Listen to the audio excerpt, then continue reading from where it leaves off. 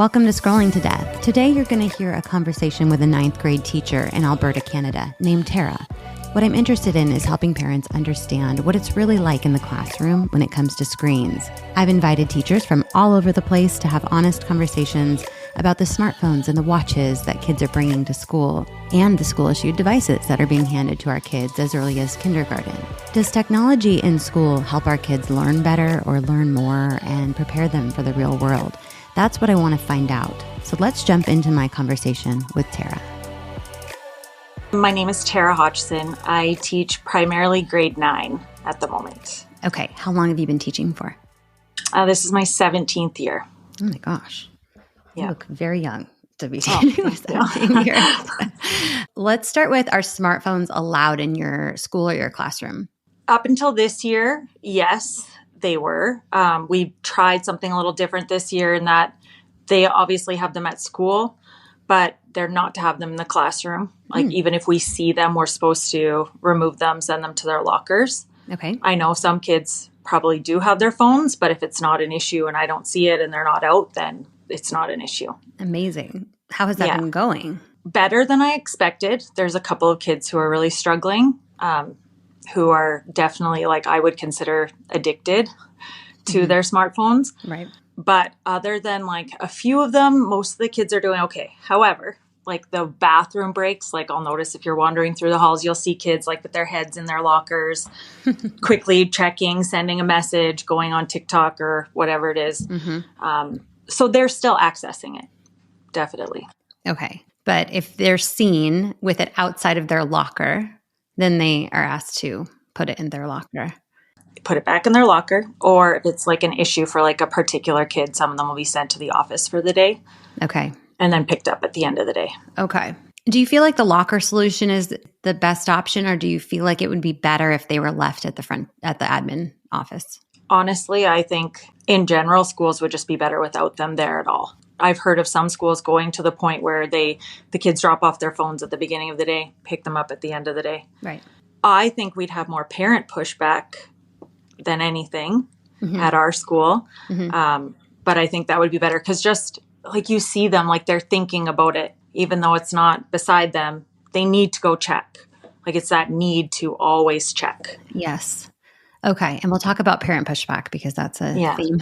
What differences have you noticed from last year to this year with not having a ban and then now having a ban? What comes to mind? Like there is definitely more focus. However, I just think the problem is so far gone that even removing them from the classroom isn't enough, because even though it's not on them and they are maybe able to have their focus a little bit better on the task at hand, just like the lack of attention span, the inability to be bored and the inability to be uncomfortable, like that's still very prevalent in the classroom. Okay. Have they gotten more used to it as the year has gone on? I mean, they've had a few months. Have they gotten a little more comfortable, or they're still just like very uncomfortable? Some kids, I think there's just such a wide span of them. Some kids are okay with it. I think those are probably the kids who already have boundaries with their phones and have limitations with their phones. There are a few kids that I still struggle with almost on a daily basis. Their focus it's just not what it used to be, I guess, in general. Like if you look at a junior high classroom as a whole now compared to what it was 17 years ago. Okay. I think it's a huge difference in that ability to focus, that ability to, that longer attention span, that ability to be bored sometimes. That's very challenging for some kids. Yeah. And how old are these kids? Like 14? Yeah, 14, 15 are most of the grade 9s. And so they had a screen-based childhood. Yeah. So they legitimately just have not developed the ability to sit and be bored or focus. And now they're being asked to do that for the first time in school. I can imagine how hard that is. Yeah. Like I think of, when kids are toddlers and they have those moments where they have to sit and wait. Yeah. Kids don't have to do that anymore. My kids do. Yeah. Well, mine too. Yeah. Good. But like I was sitting at the doctor's office with my daughter, and everywhere you look, there's kids on their parents' phone or on a tablet. And so those are just such simple times to like settle in that feeling of boredom and having to wait. Yeah. And they don't have that opportunity. So many kids, even at lunchtime, they're sitting, they're eating, they're with their peers, but they're all staring at a screen because that's the moment they can have that back. Oh, so they can have it at lunch. It's just only during classroom time they can't have it. As soon as lunch, recess time hits, they have access to the phones. Okay. Is this in middle and elementary too in your district, or? Yeah, just like, so our school is a kindergarten to grade 9 school. Oh, okay. Are you in Canada? Yeah. Okay. Yeah. You sound like and we're a rural school. So yeah, we go all the way up to grade 9. So like in the primary age, it doesn't really affect them that grade 1 to 3, but you do already see like the 4, 5s, and 6s. Some of them are bringing phones to school already. Yeah. Yeah. That's sad. That's very sad. It's crazy. Any creative way kids are trying to sneak, your students are trying to sneak their smartphones into the classroom? Oh yeah. There's a couple who always, and it's so obvious, when they're like looking down at their lap, smiling. Right. Sometimes if the lights are off, you can see the light reflecting off of their chin. I'm like, it's pretty obvious. Okay. Yeah. Yeah. So any other benefits you've seen since smartphones have been banned? Again, it's a little too soon to see. I think in general, like reading levels are just so much lower than they used to be. Like in my classroom right now, I have a reading levels all the way from grade 2 to grade 12, like all in between. So that dynamic, like already kids are just at a disadvantage because frankly, just kids aren't reading anymore. Yeah. At all. At all. And if they are, it's on a digital screen where they absorb less. Yes. And actually our school, our province, so I live in Alberta, we have provincial achievement tests at the end of the year. And our province is pushing to have all of the tests done digitally. So this year's a trial year. We're opting out. But next year, all tests have to be done digitally. So they're reading like huge, long passages, doing comprehension, everything on a screen. Yeah. And I want to say the U.S. is already there because we want all of those test scores digitized and the ability to consolidate easily, which like I understand, but we have to. But then what we're seeing is poorer test scores. So it's like, just doesn't make sense. You said the reading levels in your 9th grade class are between grade 2 and 12? Yes. Okay. In the last, I would say like 5 years, I want to say. And I know that like COVID is obviously going to be used as an excuse for a lot of that as well, which I don't disagree with. But I honestly like seeing like the span grow greater and greater and greater. Whereas like maybe my grade 9 classroom, 12 years ago, you have like your couple of low kids, your really high achieving kids. And then most kids kind of hung around in that average where I could work with them and they could become, stronger. Now the makeup of the classroom is just so varied because you do have the kids who are reading and who have been encouraged to read. Those are my high achievers. And then you have a huge crew, like a low crew who struggle just to read grade level anything. And then a much smaller group in that average range. Yeah. Okay.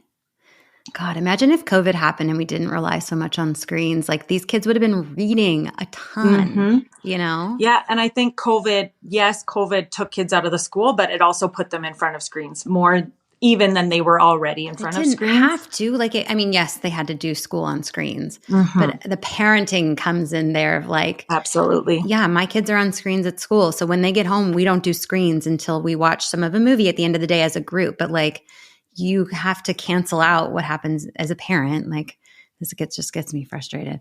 Yeah, I agree. Okay. So you're in 9th grade. Do they all have iPhones? Are there some like of the dumb phones or Androids? I have pretty much all iPhones is what I see. Yeah, almost all of them.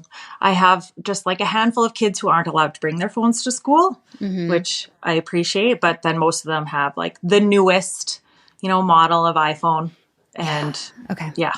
Are you aware if they're all on like social media and what platforms they use? Yeah. So I have really good relationships with the kids and they honestly tell me probably more than I would need to know sometimes. Yeah. But yeah, they're pretty much all of them are on Snapchat. definitely on TikTok. Okay. Be Real is another one that they're using. Those are the big ones, I would say. Instagram. Yeah. Okay. Do you feel like those platforms have a positive impact on them? No, Okay. not at all. And the more I've been listening to you, and the more I've been kind of digging and doing my own research, it's actually terrifying. Yeah. I sometimes do like a screen time check-in. Great. Yeah. So like, hey, show me your screen time over the weekend, and I'll do little bets and competitions with the kids. Like, if you get this down next week, we'll have a free block, or I'll give you a treat or whatever. The highest I've seen is 23 hours. Oh my God. Yeah. Over a Saturday and a Sunday. Both days were in that 23-hour range. So I'm like, in my head, like, hey, so you did not sleep. You did not eat properly. I guarantee you did not look anyone in the eye. Socialize Right. with people in real life. You did not go outside and breathe fresh air. Like, you literally sat on a screen the entirety of your weekend. Yeah. And then what I'm seeing, and which honestly has become like kind of my biggest concern over the last little bit, is like the mental health repercussions and just the increase in, like, I can deal with low readers, there's strategies, and yes, it's hard for them, but like the mental health, the anxiety, the depression, the suicidal thoughts and attempts that I now as a teacher did not expect that I would be, surrounded by on a very normal basis. That's what's scary to me. And I don't know what else the correlation could be other than like these high screen times, the cyberbullying, all of the things that they're exposed to, the not going outside, the not being physically active, the not connecting with peers or with family. I mean, I think it's 9%, at least this is an American stat, 9% of high schoolers have attempted suicide in the past year, let alone like the 30% that have suicidal thoughts of teenagers. Yeah. I mean, and you're seeing that actually in the classroom because you're seeing larger groups of these kids. Absolutely. In one year, I think it was 2021, I'm not at the same school anymore, but there were 3 suicide attempts in one school year. Oh my God. Yeah.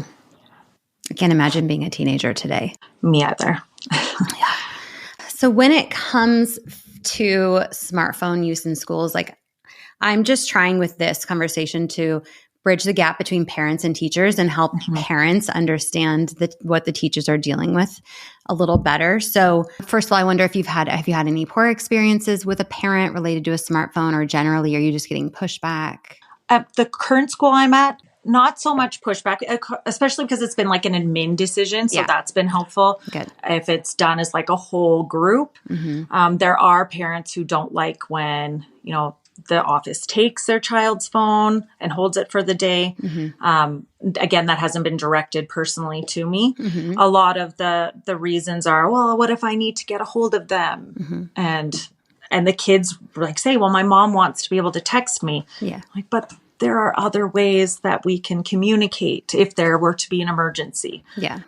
But I think, if they were to be removed entirely, I could definitely see there being parent pushback in our community as a whole, for sure. Yeah.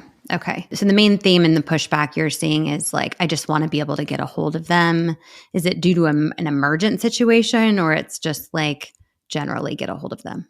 I think maybe in their minds, it's like, well, just in a case of an emergency, but I think it's the wanting to be in contact all the time. Yeah. Because oftentimes if kids are getting texts and we are in the middle of class and they're like, oh, hey, you have your phone, get your phone in your locker. Like, oh, but it's my mom. Right.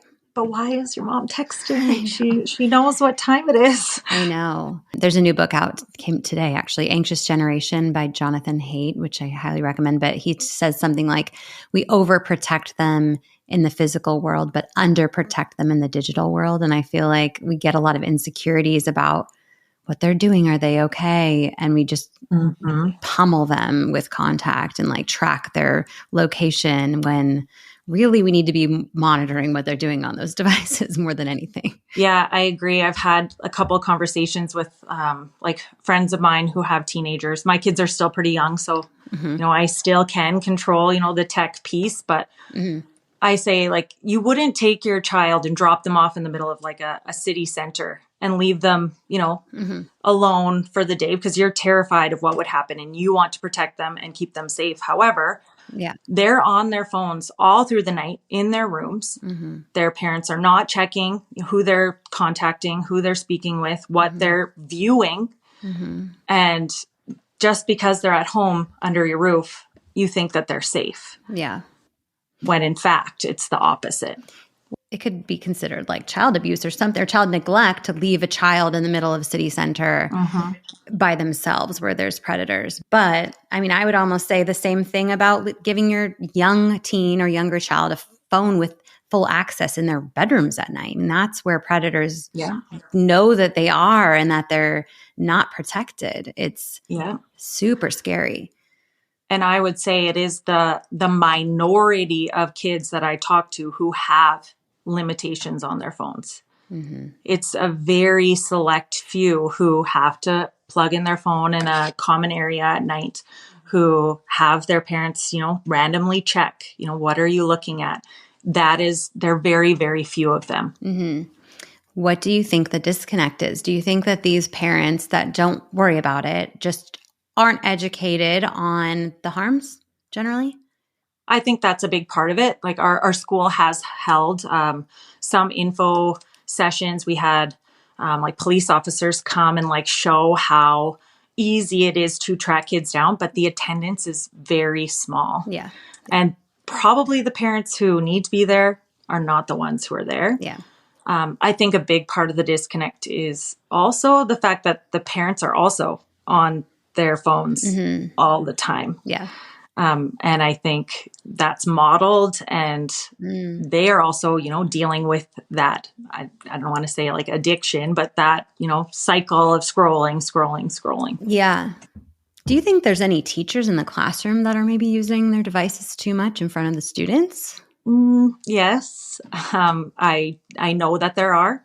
Okay. I always tell my students at the beginning of the year, like, I'm asking you not to be on your phone. I'm not going to be sitting and scrolling on mine. I don't need to be on mine either. Right. Obviously, I'm an adult. And, if my child is at home sick and I, have somebody watching them, I'm going to tell my kids, like, hey, I'm going to keep my phone out just in case I get a phone call or a message. But I don't need to be scrolling on my phone either. And I try and model that for my own children as well, because I don't want to be hypocritical. Like, no, this is not something I want to model for you. Sure. My husband and I just started leaving our phones when the kids are home in our bedroom. And so the kids shouldn't see them at all. Yeah. And so when they know that, and so if they see us with it, they say, Mom, you have to put your phone away. Yeah. So which has been really just positive for our family. Yes. But that's interesting. So I hadn't thought to ask about the teachers using their phone during class, and probably, the same problem with what's happening with parents at home. Yeah. Well, and I'm sure you see it in like sporting events too, like with your kids, even like family dinners at restaurants, like it's full families sitting on their screens. Tara, that's my worst pet peeve. The other day I was at brunch with my friend, and there was one family next to me out of the 10 in the restaurant, one family that didn't have their kids have devices out. And I was like, I'm going to get up. And when we leave, and I'm going to say, great job. Like, I'm really proud of you guys I think that's really cool that you didn't give them a device. And right before we left, one of the kids started getting antsy and they handed her a phone. And I was like, no, darn it. Well, and that's that little moment of discomfort. That is how they are taught to cope with that. So then when they're in a classroom, and it's not always exciting. Right. Right. And I feel like in the last 17 years, like my job has slowly morphed from educator to entertainer, because you have to dance. And how do I make this jazzy to hold their attention? Because those little moments in the restaurant or in the doctor's office or wherever, where they have to sit and feel uncomfortable, they're not learning how to do that. Right. And thankfully at your school, they can't look to their phone. But I am hearing from teachers that the kids can have their smartphones in class. And these, teachers are saying, there's nothing I can do up there that pulls their attention away from those phones. No, it's very hard. Yeah. And I don't know how to overcome that, because life, honestly, there's sometimes just things are not that exciting. Right. Life, work, everything. Yes. We all have to learn how to deal with that and move past it. And kids are not able to do that. Right. And then, so I'm at my current school. I don't see this as much, but I was at a much more difficult school just a few years ago. And so you have already, that feeling of discomfort and that inability to focus and, all of those things. You mix that in with like oppositional defiant disorder, kids who struggle with ODD or ADHD or other, learning challenges. And I've had kids, scream in my face, swear at me. We had a student chucking classroom Chromebooks around the room because we told him he needed to get off of his device. And again, that hearing that no, and I can't do this right now, I need to be uncomfortable for students who already struggle, it just compacts that problem even more. Yeah. And we all know that from young kids to even through to these teenagers, when you ask them to get off the device, from a 2-year-old to a 12-year-old, they're going to throw a fit about it because that dopamine, that spiking is going to drop. And now they just can't control it. Like it's not in their control. So you'll see those bigger reactions when it's related to a device. And that just tells you that's not right. Exactly.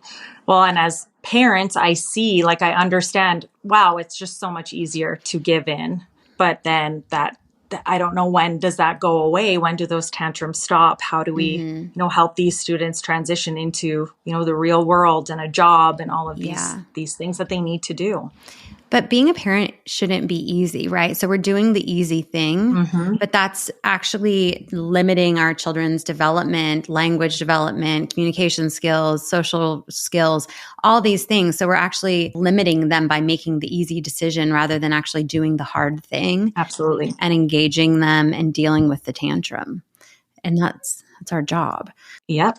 Okay. I agree. So let's move on. Let me see. Anything you would request of parents? Like if you had parents in front of you, of your students, like what would you request of them related to the smartphones? I think just setting boundaries, having frank and open conversations about what could potentially be seen, talking to them about, I don't know, like the snap maps, like why are we sharing our location with anyone? That's not necessary. Or safe. I guess the highlight reel is another one. Like what you are seeing on social media is not true. Like that's not it. There's so much more beyond that we don't see. Just don't let them have it at night. Like they need to sleep. They need to disconnect from, having that contact with those people at school. And I think back to when I was in junior high and I had a hard day. I could go home and just be at home. Right. And I didn't have this constant connection to, whatever was going on, the drama, the gossip, all the things. Kids don't get that reprieve anymore. And that's why the suicide rates are so high because they can't get away from the bullying. I mean, that's why cyberbullying is so much more deadly and dangerous than just regular old-fashioned bullying. Absolutely. We had a grade 5 student at our school a few years ago at like 3:00 in the morning on TikTok tell another student that she should go kill herself. So a 10-year-old is on her phone on TikTok at 3 a.m. Right. And she's sending these types of messages, like where parents have got to step up.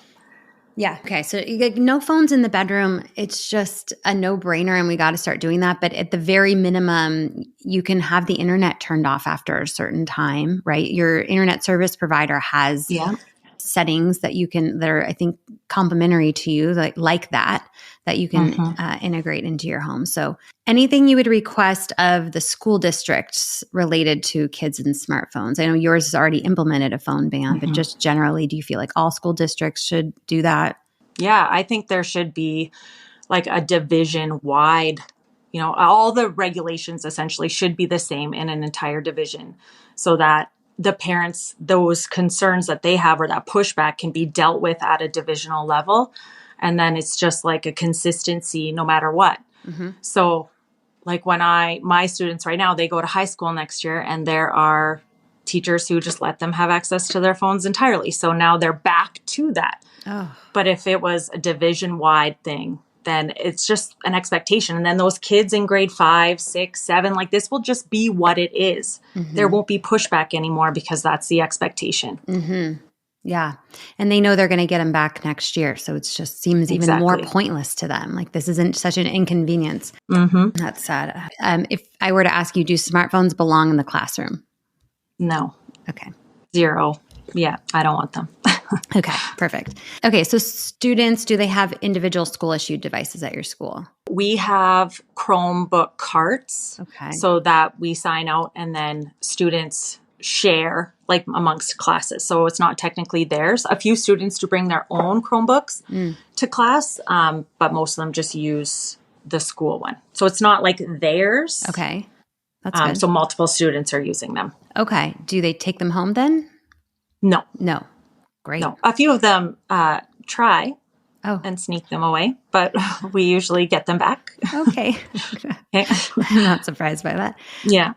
Okay. And do you know what grade they start using school-issued devices? Yeah, well, my 6-year-old has used Chromebooks in the classroom. Okay.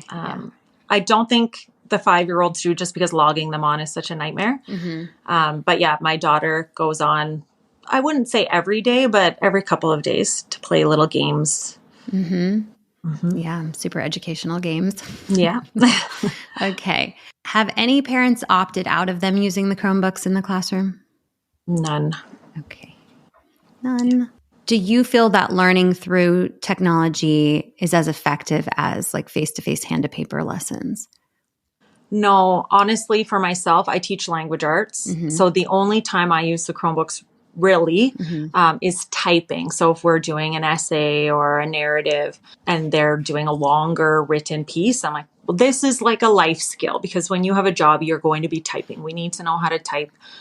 We will do some research stuff, but that's all. Yeah.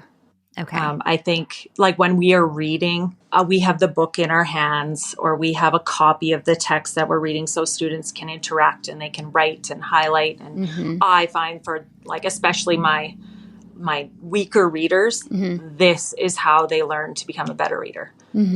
How often are they, when they're using their device in class, their school issued device, are they doing something other than what they're supposed to be doing on it? There are some kids who are pretty much consistently, like it's me wandering the aisles checking, because they'll have multiple tabs open, have messages going over here. I have kids on Facebook Marketplace, like shopping, like playing games. Like for some kids, it's like a pretty constant, like I have to watch them the whole time. Okay. And you just watch them by physically walking around. You don't have like land school or anything where you can mirror their screens? No. Okay. So they can access social media on those devices?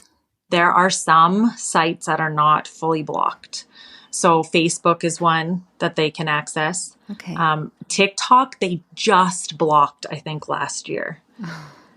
Yeah. Snapchat, they can't.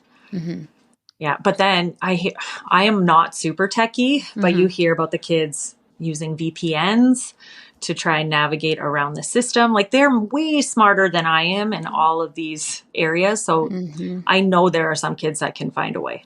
Yeah. Okay. My friend, actually, he works in a different school division, but he just told me that a student in grade 3, so would be about 9 years old, logged into OnlyFans on a school Chromebook.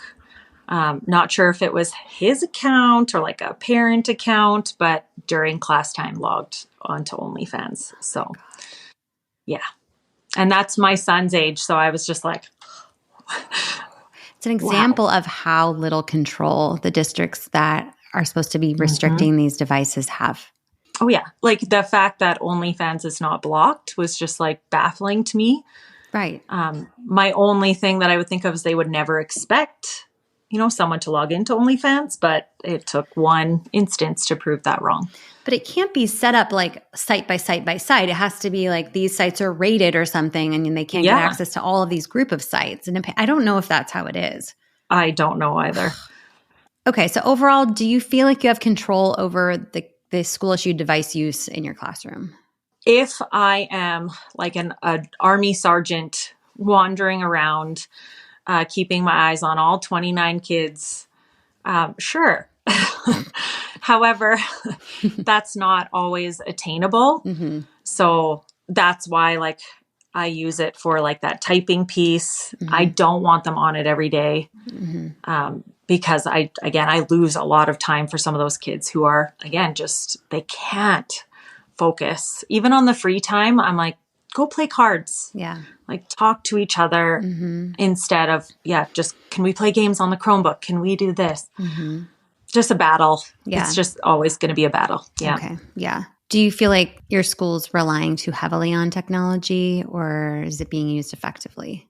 There's always a push for it. I know, I'm going to say like 15 years ago when I was really new, every school had a person whose job was, how do you integrate more tech into your class? And it was such a big push. And now it is kind of expected that we are bringing in, all these different means of doing things and for kids to show their learning. So I do feel like it's expected. However, again, like the kids who are going to take it seriously are going to take it seriously, but the kids who aren't, it's just one more way for them to, access those sites that they shouldn't be accessing and then not doing the task at hand. Yeah, and disconnecting from the actual lesson. So we're connecting them, and what they're actually doing is disconnecting from what they're supposed to be doing. Exactly. What does your perfect world look like when it comes to your students and technology? I guess I wish more parents could be on the same page and really like just start to see. I don't know. I've had this conversation before where I feel like we're at a peak here. Like something has to give at some point. And I just wish that parents would all recognize how the harm that the smartphones and all this technology is having on the kids, and everybody could be in agreement that we need to protect our kids as long as possible from these dangers and recognize how it is affecting them mentally and their education as well. Yeah. So I wish there was more agreement on that, and that, there could be everybody come together, and the kids then, if this is what's expected for me. School, this is what happens at school. This is what it looks like. It's okay to be bored. It's okay to, feel uncomfortable and, all of those things. Yeah. And it's interesting, like for everyone to come together, it has to be consistent across school and home. And so it's not just parents that have to put these restrictions in place. The schools have to follow suit so that the kids have a consistent experience. Absolutely. And until that happens, they're going to take advantage of whatever area where they get the access that they want. Absolutely. Yeah. What if I asked you, does technology belong in schools? I guess like I think of like a coding class, something that's very specific, an area of technology, which I think is a really important skill, like for kids who want to go into computer engineering or those types of things, which are great jobs. And obviously that's kind of the way of a lot of the future and the way things are going. In that case, I think that's an important skill. And lots of students are very, strong in those areas. In your average day-to-day classroom, I would say no. I think there's ways around it. And I think if we did, kind of scale back, and I think of even, 17 years ago, it was a long time ago, but really it's not that long. And the amount that has changed. I remember having to physically take my class to a computer lab and, sign them up, and we would go once a week. Yeah. And the amount of learning and engagement that was happening then versus now, the difference is huge. Not in the favor of today's children. Not in the favor of today's children. Absolutely not. That's a very strong point. Okay, Yes. Last question. Does technology make your job easier or harder? I'm going to say harder, simply like, again, than that 17-year span. Now with technology as a teacher, so not only am I constantly monitoring kids on their own technology, which is a whole other piece to my job that I didn't think I would spend so much time doing. I'm also like teachers, we're expected to do so much online now too, like our grading systems and having to consistently update them. And I feel like I'm doing more work as a teacher now than I did when I first began, because I have to, every 2 weeks, make sure my grades are updated in PowerSchool and add in comments on assignments and update Google Classroom for students who are away to make sure they're caught up on what they need to catch up on. I am doing way more work now than I was before. Okay. Anything else you want to share on this topic before we close out? Yeah, I had mentioned this briefly when I messaged you. Yeah. So this is like a passion of mine, and I stumbled upon you, and I'm so grateful I did, because everything you say, I'm like, yes, this is what I've been thinking of for so long. So I decided a couple years ago to write a book. I just, all of the things that I've witnessed, I needed to show it. I'm like, there's nothing out there that really shows what life as a teenager is really like in the technology sense. Yes. So I did, and it's currently like being self-published. Yeah, good. Yeah, basically, I have my first copy right here. Oh my gosh, amazing. Yeah. I love that. Yeah, it's about two girls, Uh-huh. and they're both 15, and one girl, her life is in 2001, and the other girl, her life is in 2022. And so it kind of bounces back and forth, but through some weird twist of fate, they are connected. And they're connected over Messenger on an old computer, and they become really good friends. And it highlights, like, however, they are going through the similar struggles that teenage girls go through. The body image, the insecurity, the boys, the friends, and the drama and all of the things. But the girl in 2022, you just see how much more complex it is for her. Wow. With the added social media and disconnect from family, and just how that impacts her journey versus the girl in 2001. Wow. That's a fascinating way to show the differences. And can I get a copy of that? Yes, absolutely. Yes, I would love to send it to you. Right now, we're just kind of working through promotion, and yeah, I hope my message comes across, and that even not, it's targeted towards a young adult audience, but I think it's a parent audience as well. Yeah. What age groups do you feel like what's too young to read that book, do you think? I'm just wondering if my daughter would want to read it. Yeah, I would say 13, 14. Okay. There is some mature content, just because, I tried to stay as true as possible to the life of a teenage girl with unlimited access to her cell phone. Okay. So I think that would be an okay age range with some conversations for sure. Yes. Okay, Yes. Good. Tara's book is called Chasing Through Time by Tara Hodgson, so keep an eye out for that. And I want to share a special thank you to the parents who are being proactive in understanding what's happening in the classrooms and what our teachers are dealing with, for taking a more active role in guiding our children through this super complicated world that's filled with screens. So again, thank you for listening to Scrolling to Death. I'll catch you next time.